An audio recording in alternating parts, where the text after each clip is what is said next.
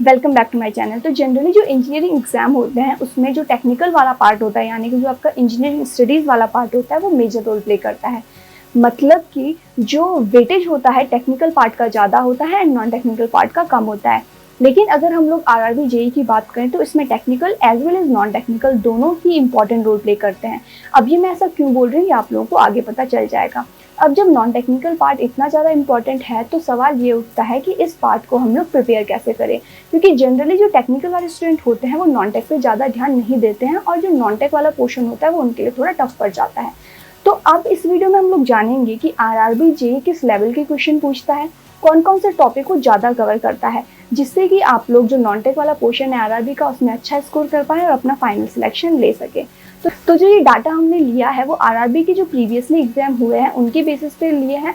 उन एग्जाम में किस किस मेजर टॉपिक से क्वेश्चन पूछे गए हैं उसके बेस पर हमने ये वीडियो बनाई है। तो जो ये वीडियो है इसके दो पार्ट होने वाले हैं। आज के पार्ट में हम लोग CBT 1 जो कि पूरा नॉन टेक्निकल है उसके सिलेबस का पूरा डिटेल में एनालिसिस करेंगे कि क्या क्या सब्जेक्ट्स हैं, क्या सब्जेक्ट से कौन से टॉपिक से क्वेश्चंस पूछे जा सकते हैं, इसका एनालिसिस करेंगे। और जो इसका दूसरा पार्ट होगा उसमें हम लोग CBT 2 का technical as well as non technical part उस सबको कवर करेंगे। तो आज की वीडियो में चलिए जानते हैं कि नॉन टेक्निकल पार्ट क्या है, उससे क्या क्या पूछा जा सकता है। तो CBT 1 की अगर हम लोग बात करें तो CBT 1 पूरा नॉन टेक्निकल एग्जाम रहता है, जिसमें कि अगर हम लोग सब्जेक्ट्स की बात करें तो वो सब्जेक्ट्स होते हैं मैथ्स जो कि 30 मार्क्स की पूछी जाएगी, जनरल इंटेलिजेंस एंड रीजनिंग जो कि 25 मार्क्स की पूछी जाएगी, general awareness 15 marks and general science 30 marks. तो ये टोटल 100 मार्क्स में टोटल 100 क्वेश्चन ही आपसे पूछे जाएंगे। हर क्वेश्चन 1 मार्क कैरी करेगा एंड जो टोटल टाइम आपको दिया जाएगा इस पूरे एग्जाम को करने के लिए वो दिया जाएगा 90 मिनट्स। अगर हम लोग नेगेटिव मार्किंग की बात करें तो 1/3 है, यानी कि एक गलत क्वेश्चन होने पर आपका 1/3 मार्क्स डिडक्ट हो जाएगा। तो जो CBT 1 है वो स्क्रीनिंग नेचर का है, इससे बच्चों को शॉर्टलिस्ट किया जाएगा। जो बच्चे होंगे वो 15 times total number of post, यानी कि जितनी टोटल नंबर ऑफ पोस्ट है उसकी 15 टाइम स्टूडेंट्स को शॉर्टलिस्ट किया जाएगा CBT 2 में अपेयर होने के लिए। तो जो फर्स्ट एग्जाम है उसमें आपको 100 में से मिनिमम क्वालिफाइंग मार्क्स स्कोर करने हैं अपनी कैटेगरी के अकॉर्डिंग। अब जो मिनिमम क्वालिफाइंग मार्क्स हैं हर कैटेगरी के लिए वो आरआरबी में अपने नोटिफिकेशन में बताए गए हैं, जो कि जनरल के लिए हैं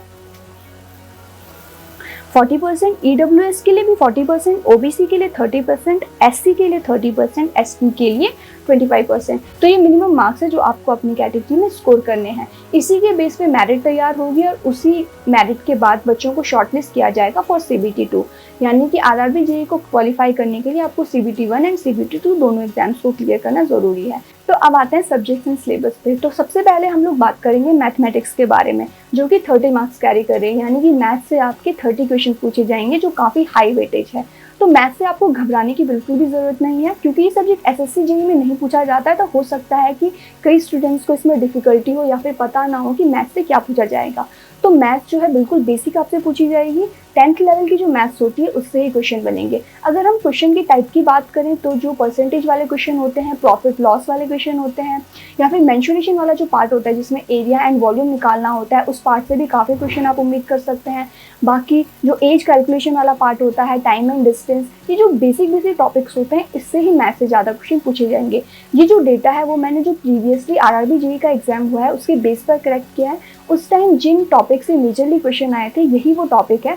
तो अगर आप लोग इन बेसिक टॉपिक्स पे कमांड बना लेते हैं, इसके अलावा आप लोग देख सकते हो कि क्या क्या मेजरली पूछे जाते हैं। 10th लेवल तक की जो मैथ्स होती है उससे जो क्वेश्चन पूछे जाते हैं वो आप लोग देख सकते हैं। एंड अगर आप लोग उन टॉपिक्स पे कमांड बना लेते हैं तो मैथ्स में आप बहुत अच्छा स्कोर कर सकते हैं, क्योंकि स्कोरिंग सब्जेक्ट है। तो आप लोगों को मैथ्स से घबराने की ज़रूरत नहीं है, बिल्कुल बेसिक मैथ्स पूछी जाएगी, आप लोग अच्छे से कवर कर सकते हो। नेक्स्ट जिसके बाद इंपॉर्टेंट सब्जेक्ट आता है, जो हाई वेटेज वाला सब्जेक्ट आता है, वो आता है जनरल साइंस। तो जनरल साइंस में फिजिक्स, केमिस्ट्री एंड बायो पूछी जाएगी। ये SSC जेईई में भी पूछी जाती है, लेकिन अगर हम लोग लेवल ऑफ क्वेश्चन या फिर डिफिकल्टी लेवल ऑफ क्वेश्चन की बात करें तो वो SSC जेईई में थोड़ा सा हाई लेवल पूछा जाता है। यहाँ पर आपसे उतना ज़्यादा हाई लेवल क्वेश्चन नहीं पूछा जाएगा, जो ईजी पोर्शन होता है वो पूछा जाएगा। आरआरबी जेईई की नोटिफिकेशन में आप लोग देख सकते हैं, उन्होंने साफ साफ मेंशन किया है कि जो जनरल साइंस है वो 10th तक की CBSE लेवल की साइंस पूछी जाएगी। तो सबसे पहले हम लोग बात करेंगे बायोलॉजी की। बायोलॉजी से आप लोग 10 से 12 क्वेश्चन एक्सपेक्ट कर सकते हो। क्वेश्चन कोई बहुत हाई लेवल नहीं रहने वाला है, बहुत मॉडरेट टू इजी लेवल के क्वेश्चन होंगे। क्वेश्चन में आप लोग एक्सपेक्ट कर सकते हो लाइक साइंटिस्ट या फिर उनके द्वारा दी गई कोई थ्योरी, जो विटामिन होते हैं, विटामिन की डेफिशिएंसी जो डिजीज होती है वहाँ से भी क्वेश्चन पूछे जा सकते हैं। फॉर एग्जाम्पल आपसे पूछा जा सकता है कि बेरी किस विटामिन की कमी से होता है, या फिर आयरन की कमी से कौन सी बीमारी होती है, या फिर चार्ल्स डार्विन ने कौन सी थ्योरी दी थी। ये कुछ एग्जांपल्स हैं जिस टाइप के क्वेश्चन आप लोगों से पूछी जा सकते हैं। तो आप लोग देख सकते हैं कि काफ़ी इजी लेवल के ये क्वेश्चन है। तो अगर आप लोग बेसिक बायो भी पढ़ लेते हैं तो बायो वाला पोर्शन आप अच्छे से कंप्लीट कर लेंगे। इसके बाद नेक्स्ट आता है फिजिक्स। फिजिक्स से भी आप 8 से 10 क्वेश्चन एक्सपेक्ट कर सकते हो। फिजिक्स से जो मेजरली टॉपिक पूछे गए हैं प्रीवियसली एग्जाम में वो रहा है इलेक्ट्रोमैग्नेटिक के बहुत ईजी क्वेश्चन, या फिर फ्रिक्शन का जो ईजी क्वेश्चन होते हैं वो। इसके अलावा ऑप्टिक्स का इजी वाला पार्ट, वहाँ से क्वेश्चन पूछे जाते हैं। एंड जो नॉर्मल एसआई यूनिट होती है बेसिक चीज़ों की वो आपसे पूछी जा सकती है। आपसे क्वेश्चन पूछा जा सकता है कि एनर्जी की एसआई यूनिट क्या होती है, या फिर आपसे एलईडी की फुल फॉर्म पूछी जा सकती है। तो ये काफ़ी जो इजी क्वेश्चन होते हैं वही आपसे पूछे जाएंगे। फिर आते हैं केमिस्ट्री से। केमिस्ट्री से भी आप लोग 7 से 8 क्वेश्चन की एक्सपेक्टेशन रख सकते हैं कि इतने क्वेश्चन पूछे ही जाएंगे। वही क्वेश्चन का लेवल ईजी ही रहने वाला है। आपसे एलिमेंट्स पूछे जा सकते हैं, या फिर पीरियोडिक टेबल से आपसे क्वेश्चन पूछा जा सकता है, या फिर कोई आपसे केमिकल फॉर्मूला दिया जाएगा और उसका आपसे नाम पूछा जा सकता है। तो ये इजी जो क्वेश्चन है वो केमिस्ट्री से आप एक्सपेक्ट कर सकते हो। तो जो जनरल साइंस है उसका लेवल भी एसएससी जेईई से काफ़ी इजी रहने वाला है। नेक्स्ट अब हम लोग जो नेक्स्ट हाई वेटेज वाला पोर्शन है वो आता है जनरल इंटेलिजेंस एंड रीजनिंग पे। तो जो रीजनिंग का सिलेबस है वो बिल्कुल एसएससी जेईई की तरह है, लेकिन डिफिकल्टी लेवल की बात करें तो डिफिकल्टी लेवल काफ़ी कम रहने वाला है एसएससी जेईई से।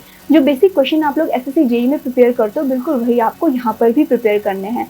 अब जो रीजनिंग वाला पोर्शन है वो बिल्कुल भी ऐसा नहीं है कि आप लोग बस एक रात में पढ़ लोगे और आपसे हो जाएगा। इसके लिए आपको डेली कुछ टाइम देना पड़ेगा रीजनिंग के लिए, तभी आप एग्ज़ाम होने तक रीजनिंग में अच्छे से क्वेश्चन कर पाओगे, क्योंकि reasoning is all about practice. आप जितना ज़्यादा प्रैक्टिस करोगे उतना ज़्यादा क्वेश्चन आपको ईजी लगता रहेगा और उतना ज़्यादा लेस टाइम कंज्यूमिंग आपके लिए क्वेश्चन बन जाएगा। तो आपको रीजनिंग में बस प्रैक्टिस करनी है। अगर आप लोग प्रैक्टिस अच्छे से कर लेते हो तो रीजनिंग काइंड ऑफ सब्जेक्ट इसमें आप 25 में से 25 नंबर भी बहुत आसानी से ला सकते हो, क्योंकि रीजनिंग का जो लेवल है as I told you SSC JEE से काफ़ी नीचे ही रहेगा। तो अब बात करते हैं जनरल अवेयरनेस की, जो कि 15 मार्क्स कैरी करता है, यानी कि 15 क्वेश्चन आपके जनरल अवेयरनेस से पूछे जाएंगे। अब जो जनरल अवेयरनेस वाला पोर्शन है उसका सिलेबस बहुत ज़्यादा वास्ट है, लेकिन आपको इस पर ध्यान नहीं देना है कि सिलेबस वास्ट है। आपको ध्यान इस पर देना है कि जो पूछा जाएगा वो बहुत ही बेसिक होगा, आपसे डीपली कुछ भी नहीं पूछा जाएगा। लाइक अगर हम लोग करंट अफेयर्स वाला पोर्शन देखें जिससे कि 3 से 4 क्वेश्चन पूछे जा सकते हैं, तो अगर आप लोग ऐसे पर्सन हैं जो डेली न्यूज़ देखते हैं, जो करंट इवेंट्स है उससे अपडेटेड रहते हैं, न्यूज़पेपर पढ़ते हैं, तो आप लोगों के लिए ये पोर्शन काफ़ी ईजी रहेगा। इससे जो है जो इंपॉर्टेंट इवेंट्स हुए हैं आजकल, लाइक ओलंपिक्स चल रहा है तो ओलंपिक्स से रिलेटेड क्वेश्चन पूछे जा सकते हैं, अभी बजट हुआ है उससे रिलेटेड क्वेश्चन आ सकते हैं, इलेक्शन हुआ है उससे रिलेटेड क्वेश्चन आ सकते हैं। तो जो भी इंपॉर्टेंट इवेंट्स हुए हैं पिछले 6-7 महीने में उसी से रिलेटेड क्वेश्चन आपसे पूछे जाएंगे, बहुत ज़्यादा डीप आपसे नहीं पूछा जाएगा। नेक्स्ट अगर हम लोग स्पोर्ट्स में आए तो स्पोर्ट्स से भी आप लोग 3 से 4 क्वेश्चन एक्सपेक्ट कर सकते हैं। स्पोर्ट्स से भी आपसे क्वेश्चन काफ़ी ईजी पूछे जाएंगे, लाइक कोई भी स्पोर्ट्स पर्सन का नाम आपको दे दिया जाएगा और उससे एसोसिएटेड स्पोर्ट्स पूछ लिया जाएगा, या फिर कोई अवार्ड आपसे पूछ लिया जाएगा, या फिर कोई ट्रॉफी, ये ट्रॉफी कौन से स्पोर्ट्स में दी जाती है। तो स्पोर्ट्स भी आपसे काफ़ी बेसिक पूछा जाएगा। नेक्स्ट आता है हिस्ट्री। हिस्ट्री से भी 2 से 3 क्वेश्चन आप उम्मीद लगा सकते हो। हिस्ट्री भी बहुत वास्ट सिलेबस है, लेकिन अगर हम लोग प्रीवियस ईयर में देखें कि आरआरबी जेईई ने कौन से पोर्शन से मेजर पूछा है, तो वो है वॉर्स या फिर जो इंपॉर्टेंट डेट्स होती हैं, इन्हीं टॉपिक से आपसे ज़्यादा पूछा गया है। तो आप लोग अगर इस टॉपिक को कवर कर लेते हैं वॉर्स एंड इंपॉर्टेंट डेट्स वाला, तो हिस्ट्री वाला पोर्शन आपका अच्छे से कवर हो जाएगा। नेक्स्ट आती है ज्योग्राफी, जिससे कि 2 से 3 क्वेश्चन ज़रूर आएंगे। ज्योग्राफी में भी आप लोग जो जितने भी स्टेट्स हैं हमारे देश के, उसकी जो मेजर ज्योग्राफी है, कौन कौन से रिवर कहाँ पर बहती है, कोई भी जो मेजर चीज़ें होती हैं जिस स्टेट की, वो आप लोग अगर कवर कर लेते हैं तो ज्योग्राफी वाला पोर्शन भी आप लोगों के लिए काफ़ी इजी रहेगा। तो ये जनरल अवेयरनेस था। एज आई टोल्ड यू इसका सिलेबस बहुत बड़ा होता है, तो आपको बड़े सिलेबस से घबराने की ज़रूरत नहीं है। मैंने आपको कुछ इंपॉर्टेंट टॉपिक बताए हैं, अगर आप लोग उनको कवर कर लेते हैं और इसके साथ 2-4 टॉपिक्स और कवर कर लेते हैं तो जनरल अवेयरनेस वाला पार्ट आप काफ़ी अच्छे से कवर कर लेंगे। तो आप लोगों ने देखा कि CBT 1 का जो सिलेबस है वो बिल्कुल SSC जेईई की तरह है, एक्सेप्ट फॉर मैथ्स। मैथ्स में मैंने आपको बताया कि बिल्कुल बेसिक लेवल की मैथ्स पूछी जाएगी, जिससे आपको घबराने की बिल्कुल भी ज़रूरत नहीं है। तो अगर आप लोग ऐसे स्टूडेंट हैं जो एसएससी जेईई की भी प्रिपरेशन करते हैं तो आपके लिए जो सीबीटी 1 है वो काफ़ी ईजी रहेगा। एंड जो स्टूडेंट्स एसएससी जेईई की प्रिपरेशन नहीं भी करते हैं उनको भी डरने की ज़रूरत नहीं है, क्योंकि ये काफ़ी बेसिक लेवल का सब कुछ होने वाला है। एसएससी जेईई वाला लेवल नहीं रहेगा, जो डिफ़िकल्टी लेवल रहेगा वो एसएससी जेईई से कम ही रहेगा। तो आपको आज से ही प्रैक्टिस कर लेनी है, तभी आप सीबीटी 1 के लिए प्रिपेयर हो पाएंगे। एंड दूसरी चीज़ ये है कि आपको सीबीटी 1 एंड सीबीटी 2 दोनों की प्रिपरेशन अभी से ही शुरू कर देनी है। जितने भी एस्पिरेंट तैयारी कर रहे हैं उनके मन में एक और सवाल आता है कि सीबीटी 1 एंड सीबीटी 2 के बीच में कितना गैप होने वाला है। तो जो प्रीवियसली आरआरबी जेईई का एग्जाम हुआ था उसके अकॉर्डिंग हम लोग देखें तो 2.5 to 3 मंथ्स का गैप इन दोनों एग्जाम के बीच में रह सकता है। एंड आप लोगों को पता है कि जो सिविल इंजीनियरिंग है उसका सिलेबस कितना ज़्यादा बड़ा है, तो 2 से 3 महीनों में पूरा सिलेबस कंप्लीट करना इज़ नियरली इम्पॉसिबल। इसलिए आपको आज से ही सीबीटी 1 एंड सीबीटी 2 दोनों की प्रिपरेशन शुरू कर देनी है। आपको डेली टाइम डेडिकेट करना है हर एक सब्जेक्ट के लिए, एंड तभी आप लोग सीबीटी 1 एंड सीबीटी 2 का अच्छे से प्रिपेयर कर पाओगे। तो जो आज की वीडियो है वो इतनी ही रहने वाली है। आई होप आप लोगों को वीडियो अच्छी लगी होगी। मैंने इस वीडियो में जितने भी नॉन टेक्निकल के सब्जेक्ट थे सीबीटी 1 के, उसका डिटेल में एनालिसिस किया है। कौन कौन से टॉपिक्स पर आपको ध्यान देना है वो मैंने आप लोगों को बताया है। जो नेक्स्ट वीडियो है उसमें सीबीटी 2 के जो सब्जेक्ट्स होंगे non technical as well as technical, उसका डिटेल एनालिसिस मैं आपके लिए लेकर आऊँगी। अगर आप लोगों को आज की वीडियो अच्छी लगी हो तो वीडियो को लाइक ज़रूर करिएगा, कमेंट्स भी करिएगा अगर आप लोगों के मन में कोई भी सवाल है।